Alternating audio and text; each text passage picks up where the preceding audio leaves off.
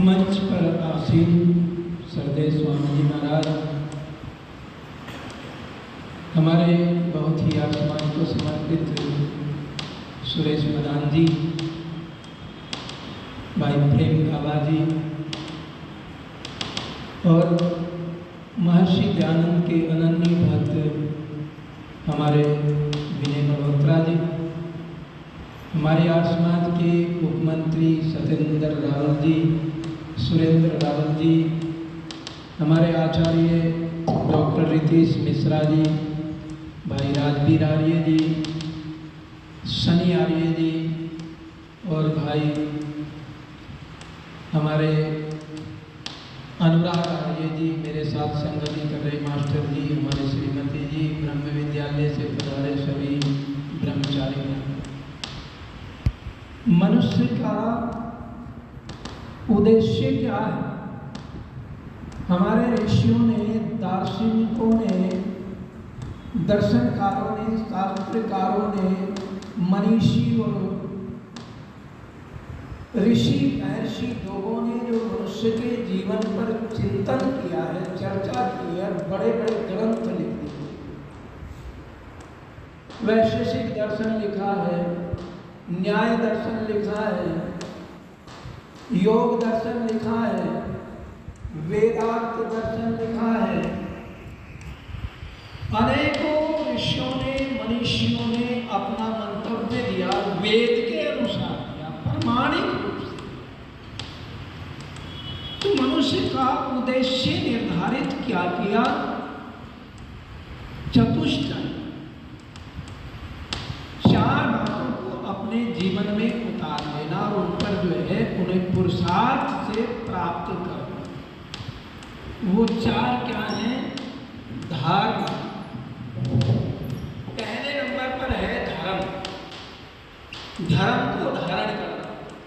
अब धर्म को लोगों ने जो है दूसरी भाषा में अलग अलग धर्म बना करके डाल दिए। कोई इस्लाम धर्म कहता है, कोई सिख धर्म कहता है, कोई ईसाई धर्म कहता है, कोई पादरी कहता है, कोई ना जाने कितने बौद्ध धर्म कहता है, जैन धर्म कहता है। धर्म की परिभाषा को समझे नहीं और अपने अपना धपड़ी, अपना अपना राग शुरू कर दिया। महर्षि मनु जी धर्म के लक्षण लिखते हैं, धरती क्षमा नमोस्ते सोच इंद्रिय निग्रह धीर विद्या सत्यम क्रोधो दशकम धर्म लक्षण। ये धर्म के लक्षण है, वो जो धारण किए। तो सबसे पहला पुरुषार्थ है धर्म। मनुष्य को धार्मिक होना, मर्यादा में अपने जीवन को जीना, अपने जीवन को एक लक्ष्य बना करके जीना। एक व्यक्ति दौड़ा जा रहा था, ऊंट पर बैठा था, बहुत जोर से दौड़ लगा रखी ऊंट ने। ऊंट जो है बिदक करके, भड़क करके भागा जा रहा है और इस व्यक्ति के हाथ से नकेल छूट गई। उसका जो रिमोट होता है ऊंट का, वो छूट गया। अब ऊंट दौड़ा हुआ जा रहा है। एक किसान अपने खेत में काम कर रहा था, उसने कहा भैया कहाँ जाओगे? भाई कोई पता नहीं मैं कहाँ जाऊंगा, ये तो इसे पता है ये कहाँ लेकर जाए।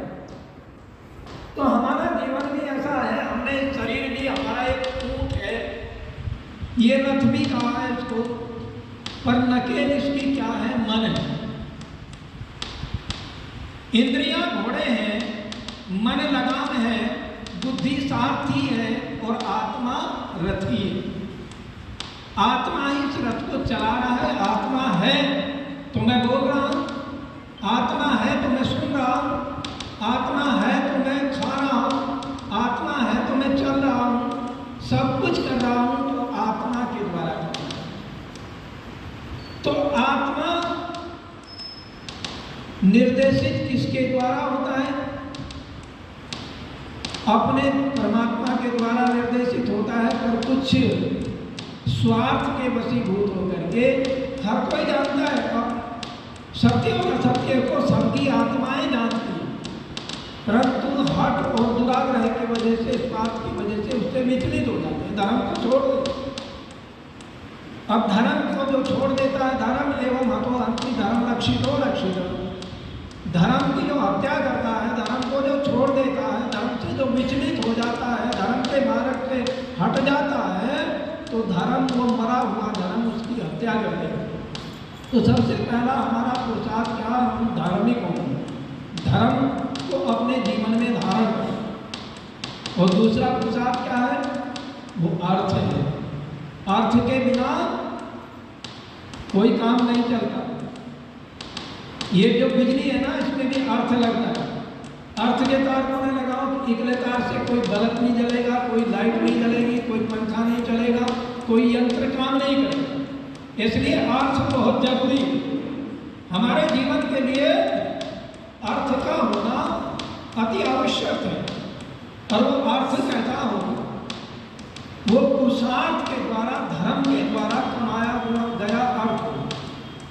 जो धर्म से नहीं कमाया जाता, पुरुषार्थ से नहीं कमाया जाता, अभी वही चर्चा हमारे मिश्रा जी कर रहे थे, वो क्या हो जाता है, अनर्थ हो जाता है। तो अर्थ क्या है, पुरुषार्थ से कमाया जाता है। तीसरा हमारा जो पुरुषार्थ है वो क्या है, काम।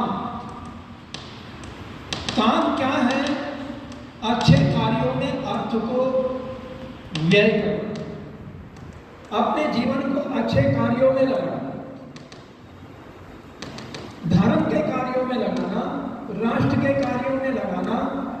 तो ये क्या है, काम। और चौथा पुरुषार्थ है मोक्ष। ये चार पुरुषार्थों के लिए मनुष्य को परमात्मा ने मनुष्य की योनि दी है जीवात्मा, लेकिन आज भूल बैठा है। आइए ये बड़ा सुंदर गीत लेकर,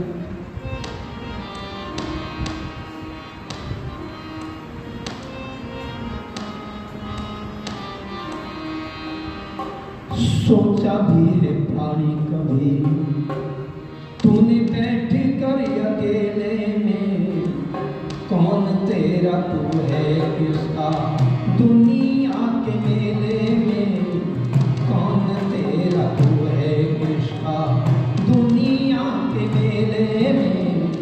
सोचा भी है प्राणी कभी बैठ कर अकेले में, कौन तेरा तू है किसका दुनिया के मेले में। सोचा भी है प्राणी कभी, कौन साथ आया तेरे, कौन साथ जाएगा, कौन साथ आया तेरे, कौन साथ जाएगा, कौन साथ आया तेरे, कौन साथ जाएगा। लाया भाग्य ले जाएगा, लाया भाग्य ले जाएगा, घाल करके थैले में, कौन तेरा तू है किसका दुनिया के मेले। सोचा भी प्राणी कभी बैठ कर अकेले में, कौन तेरा तू है किसका दुनिया के मेले। सोचा भी प्राणी कभी बैठ कर अकेले में, कौन तेरा तू है किसका दुनिया के मेले में। सोचा भी है प्राणी कभी, क्या किसी से लिया तूने,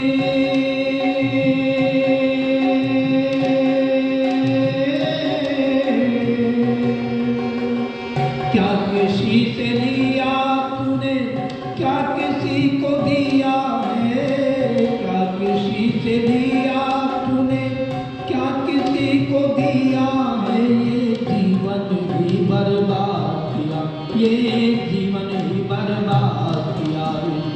दे दे और ले ले में, कौन तेरा तू है किसका दुनिया के मेले में।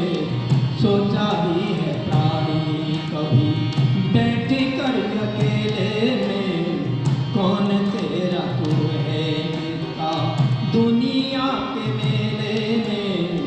सोचा भी है प्राणी कभी बैठ कर अकेले में, कौन तेरा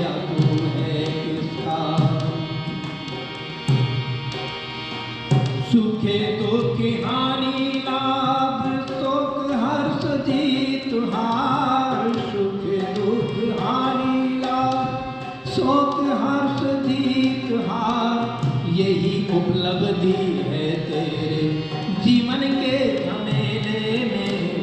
कौन तेरा तू है किसका दुनिया के मेले में।